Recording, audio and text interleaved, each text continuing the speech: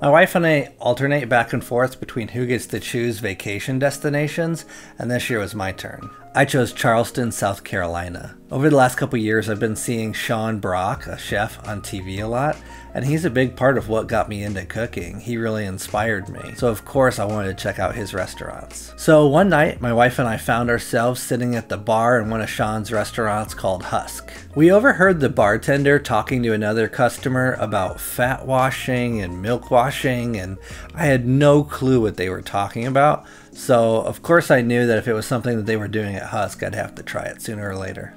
As it turns out, when I got home, I realized that I have a book about whiskey that has a whole chapter on fat washing. Alright, so we should talk about what fat washing is. Fat washing is a fancy infusion using a soluble fat to flavor a spirit. What's really interesting is fat is not soluble in most liquids, but it is in alcohol. So to infuse the flavors of a fat into a spirit, all you have to do is dissolve that fat into the spirit, let it sit for a few hours to infuse the flavor, and then chill it. And the fat will harden and rise to the surface, a lot like what happens in the process of when you make chicken stock. Then you just skim off the fat, and voila, you've got an infused spirit. For my first fat wash, I decided to infuse whiskey with bacon fat. So I ran out and got a bottle of the cheapest whiskey I could find. That way, in case I didn't really like the experiments I was doing, I wouldn't be too upset about it. So to get started, I heated up some bacon fat so that way it'd be easier to dissolve. And then I added about 1.5 ounces of that to a bottle's worth of whiskey. I let that mixture sit for 4 hours, and then I put it in the freezer for 2 hours to get that fat to solidify. Then I pulled it out of the freezer and I scooped out the fat, and then I strained the whiskey through some cheesecloth and I bottled it up. So of course I was eager to try it right away.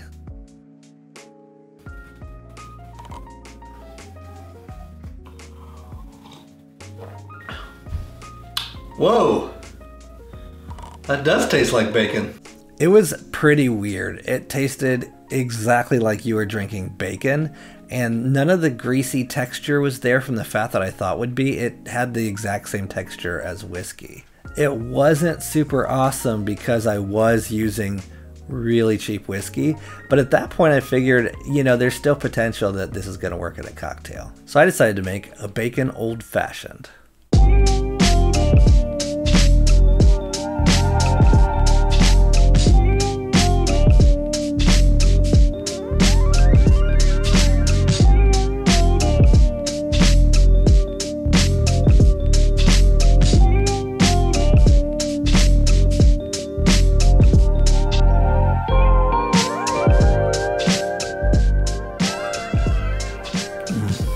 That's super good.